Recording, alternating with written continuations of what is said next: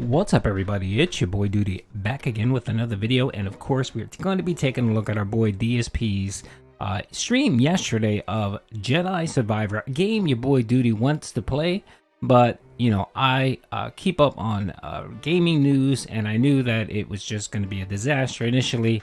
I typically play on PC, so you know, PC ports are always a nightmare initially, so I'm gonna hold off before I play the game.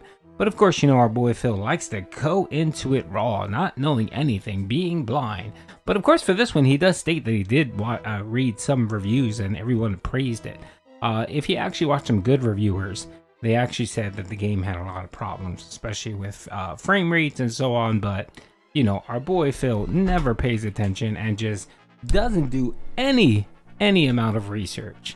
But anyway, he decided he was going to plop down 70 bucks, play Jedi Survivor all day long. And yeah, so initially I think, you know, he follows his pattern where the first stream is pretty good. He does okay. I think he made about 110 bucks yesterday, or $111. Probably fake 1 minute man came in and dropped some donos or donation. And then last night it took a turn for the worse. And our boy Phil was not having a good time. I think he ended up spending about an hour on a boss from the first game, the big toad looking dude, and he essentially rage quit the game. It was mostly wage quit because he barely cracked 50 bucks at the end of the night. And you know, with Phil, whenever the money isn't right, you know, there's a problem with the game, of course. And it was just hilarious. It wasn't too bad. I mean, I know that there's frame rate issues, but Phil was just mashing buttons. And he wasn't timing anything, and he doesn't understand that bosses have patterns, and he just has to figure out those patterns. Anyway, let's watch the video. He's going to talk about his night, and then I, just for some enjoyment and laughs, I included some of his playthrough in the background. And of course, he was so frustrated, he started calling, he wanted to punch the devs in the nuts. Let's get into the video. Definitely not what I was expecting, and I'm not too happy. Quite frankly. Let's talk, alright? Today was supposed to be a whole day of Star Wars Jedi Survivor, the sequel to Jedi Fallen Order from about 3.5 years ago. And all the reviewers kissed this game's butt, claiming that the game was a 9 out of 10. I'm not sure what game they're playing, because every version of this game apparently performs incredibly poorly at launch. There is no version, including PC, PS5, and Xbox, that runs well. And at first I was willing to forgive it, but allow me to explain what happened today. Okay, so first of all, we had a fun level 1 podcast, which, you know, talked a little bit about the last game and some of the reviews for the game, and the fact that the PC version runs badly and all the PC people are kind of review bombing it on Steam. I started my late stream. This is hilarious because I want to touch on this, because remember his favorite all-time game of Callisto Protocol, where he was crapping on people for review bombing the Callisto Protocol on PC. He was like, oh, they shouldn't do that, that's not fair, it's such a great game, just because you shouldn't throw a fit just because your console isn't working or whatever. Remember that whole spiel? Because of course Phil was worried people weren't going to tune into the Callisto Protocol playthrough, and of course Phil always talks out of both sides of his mouth here. In this instance, he does the total opposite. He starts talking about how people were review bombing it rightly, and that it was okay, and that you know, the PC port was terrible, and of course people claim the console port was a little bit better, but it was just bad. It's having issues with frame rates, and they need to fix it. It's not anything. You know, it's not an online game, so you know, it's essentially a single gameplay, so they just need to tweak the code a little bit, and it'll be fine, Phil, don't worry. But I just find it hilarious how he talks out of both sides of his mouth whenever it suits his, you know, whenever it suits his needs, you know, and it's just laughable. And by the way, I did the really squeaky voice because he was just a whiny little bitch about this game. I mean, this is commonplace for most games now. It gets published, it needs a patch, and you know, usually it's a little more difficult for online games, because that's a little bit more intense coding. But you know, these single player games, it's just modifying something, sending out a patch, and that usually fixes it. But of course, while he was playing this game, he was getting his ass beat. And oh my lord, it was hilarious. And he got stuck on that one boss. And of course, when the money isn't rolling in, Phil will rage quit. And that's what he did. He actually rage quit this game after a second playthrough. So let's keep going. Tonight. And immediately when we got on the late stream, I got to a new area of Kobo, which is another big open world area that you can explore with all these optional things to do. There's like mini dungeons, mini bosses, all kinds of things going on in this area. And I was enjoying exploring, although the frame rate constantly kept dipping below 60. I would say it probably was barely ever even a solid 30. It was just chugging along. And when you're in the open world, and there's not that much going on because you're just platforming or whatever, it's not a big deal. But then you start getting into heavier fights. There's more enemies on the screen at once. You're getting into ambushes where waves of enemies are coming at you. You're fighting mini-bosses that are tough. And every time that the frame rate stutters, you get killed because you can't respond when the frame rate is dipping. By the way, it should be called out, much like when I played Wolong Fallen Dynasty. Whenever the frame rate dips in this game, guess what happens? Your controls delay. So let me time something. Oh, frame rate dips. Guess what? You're in slow-mo now. That's terrible. That ruins the gameplay experience. This game is very difficult. Enemies hit you for a lot of damage all the time, much like Dark Souls, Sekiro, Wolong. It's meant to be an emulation of those game engines. If the game was running steadily and did not have frame drops, you'd be able to time things and adjust to it. But because the frame rate's going like this, you can't. Okay? It's just really annoying. So, the crap finally hit the fan when I had about a half an hour left. Okay? Let me explain how the night ended. As I'm exploring Kobo, and we're near the story, like the story's right ahead, but I'm like, well, there's all this other stuff to explore. I don't want to ignore content in the game. Let's check it out. There's an entire optional village to go check out, full of mercenaries and droids. So I go into the village and I'm killing them, and it's annoying. I'm dying some because, again, the frame rate's bad, so it's hard to concentrate and get the parries you need and stuff. But I love how he never tells the full story. It was not 20 minutes. He would literally, it was the last hour of his playthrough, about 55 minutes. And essentially he got stuck on this one level where he just couldn't pass it. There were a lot of robots. There were, and this beast right here. You see, I paused it right here, this beast right here. The funny thing is he complains about the frame rate dipping and he can't time anything. The issue was he was using, I think, force pull on this specific enemy, and you're really not supposed to use force pull. It doesn't work. What you have to do is you have to put it's the force pause, where you essentially freeze. You can freeze the animal, freeze the whatchamacallit, and then while he's frozen, it freezes it for a couple seconds. You go in and you attack it. The other thing too with this animal is that when he turns red, or he highlights like a fire, that's when typically he's going to attack. He's usually going to throw out his tongue to hit you. So in that instance, whenever you see that, you just move away. And Phil wasn't doing that. He was just standing right there like an idiot. And then and he would just get hit and get attacked. And I don't know what in the world his game plan was, but he kept doing the same thing over and over again. This guy just doesn't learn. It takes him, he's so bullheaded. That's what it is, you know. And again, the game isn't great. The frame rate issue is a problem. But playing this level, Phil, as bad as you did, I can't put all the blame on the frame rate.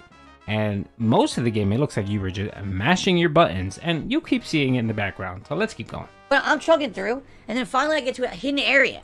I unlock a hidden area. I'm like, oh, here we go. And there's a bunch of droids, and then all of a sudden the floor opens up, and you're fighting the Ogdo, which is the optional boss that kind of looks like a frog or toad, a big-ass one, from the beginning of the first Jedi game, Jedi Fallen Order. He was the secret boss. Well, not really secret, but it was an optional boss in that first area, so it's kind of like fan service. Look, they actually call it Spawn of Ogdo. It's like, oh, okay, they brought back the boss from the first one. The problem is, the boss is powerful. It can hit you with 1 to 2 hits, and it has a ton of different unblockable attacks. And when you go to fight it, the frame rate goes abysmally bad. It was so bad that I had to change the game from performance mode to just the other mode so that it would at least stay steady. But even playing it at the steady frame rate, the game is unplayable. It's choppy, meaning, oh, it's supposed to be 30, but it's not. It actually is, I'd say, around 25 frames per second. It's still incredibly hard to time anything because of this. And then the camera angles are bad. The camera gets stuck in the wall. Basically, it's unplayable at this point. Like, I got to the point where I'm like, so in order to enjoy the game, I would have to skip a lot of content. Anytime that there's a bunch of enemies on this. Oh my lord, this is the Wulong. This is the Wulong excuse that he was pumping out about. Well, the cameras are bad. They're in the walls. I can't time anything. It thinks it's Dark Souls. Oh my lord, it's Kirby Star Wars. Oh, good lord, this guy. He is terrible. He's not the worst gamer in the world, but it takes him a long time. Like he's the type of player that he sucks at a game until he starts leveling up and he starts getting abilities and stuff like that. And then once he gets those abilities, he's okay. But when he doesn't have them, oh my lord, he's just terrible. Screen, anytime you're fighting a big boss, basically the game chugs along, goes into slow-mo mode, drops a bunch of frames of animation, and becomes unplayable. So I'm like, why play it? I was so disappointed. Out of the 5 hours I played today, I played 3 hours on my first stream, 2 hours on the late stream. First 2 hours are intro, and the intro's boring and has bad performance. Then there's 1 good hour of Kobo that was really fun, and then as soon as you get to the open world of Kobo, it's not good again. It's bad. It's choppy frame rate, and as soon as you try to check out the content of multiple enemies or... Right there. Did you see the background right there? Did you see the background? What happened? Let me show you one more time, right? Did you see how the monster is red, right? That tells you that it's either going to charge or it's going to shoot out his tongue. Where is Phil? Where is Phil? He's standing right in front of it like an idiot. As soon as you see that thing getting red, you should dart. You should move away. Or if you have the force pause them. But technically what you're supposed to do is you're just supposed to move out of the way, parry this, or not parry, just scooch, roll over, roll away from him, let him shoot his, whatever, his tongue or attack you, and then hit him. What does Phil do? And as soon as you try to check out the content of multiple enemies or the big boss, it's completely unplayable and a joke.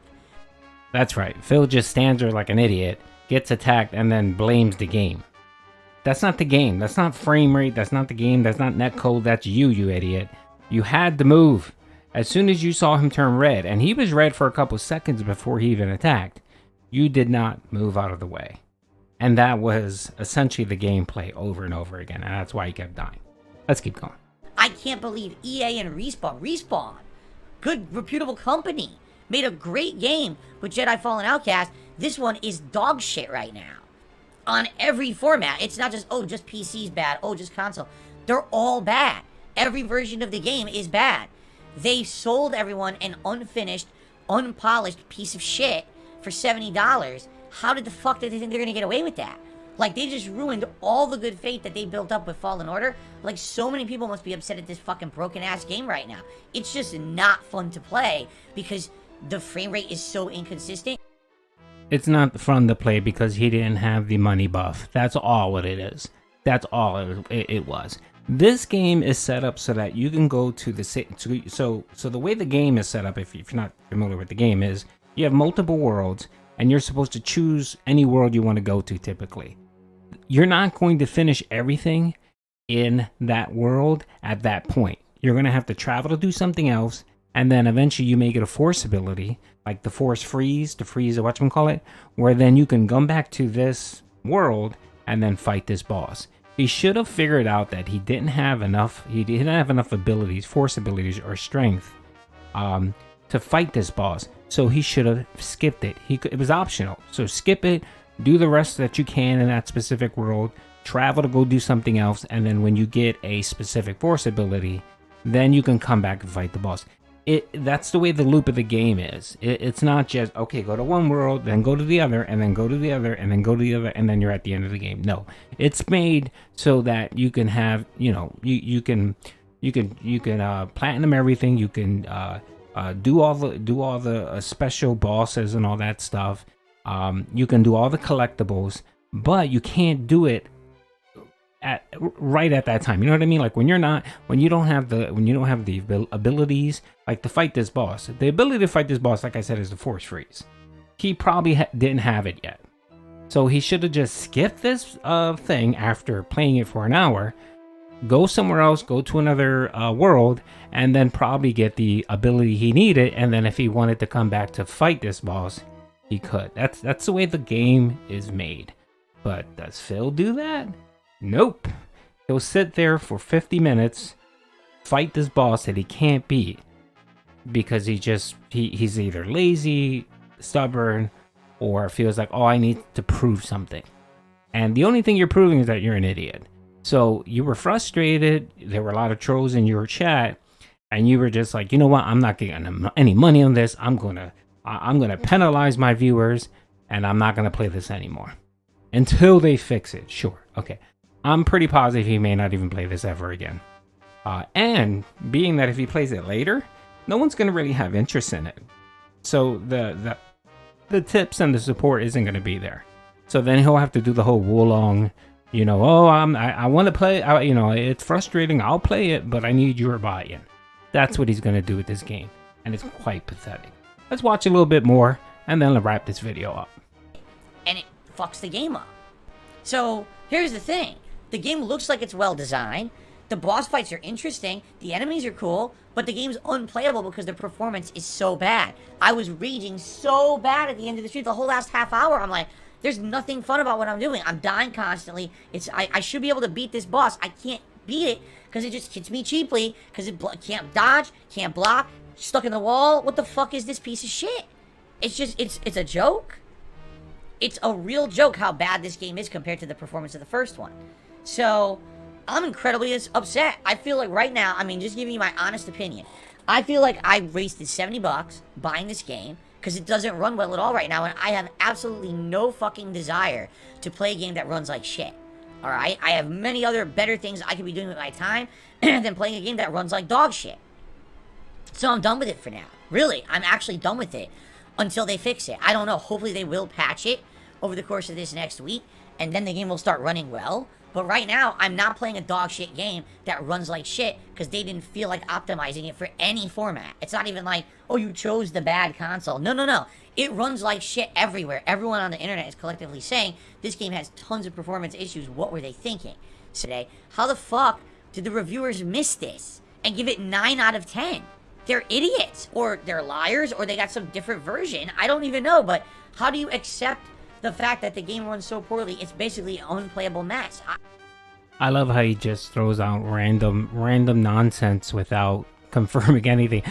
Yeah, you got your big, you know, your specific whatchamacallit, you know, your specific outlets that just give everything a 9 out of 10. Yeah, but if you actually look at reputable people that review, like me, I like to watch Skill-Up. Skill-Up to me, I think, has a good sense of games. He'll tell you the truth, and you know, he'll let you know. He's been saying it for a while that he was concerned about the frame rate. And then right before the game release, he basically said, I can't recommend this game right now because it's so atrocious as it relates to the hiccups and everything.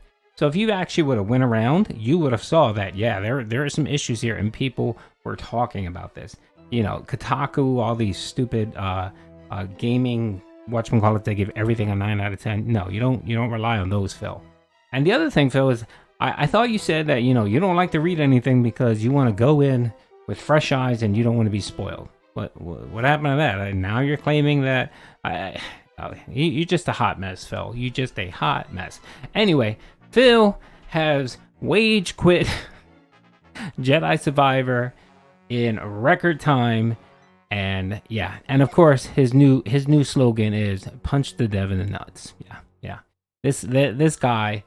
Who for years has tried, you know, oh God, do I need to bring up the whole Kojima saga with this guy? He's just terrible. Anyway, hope you guys enjoyed the video.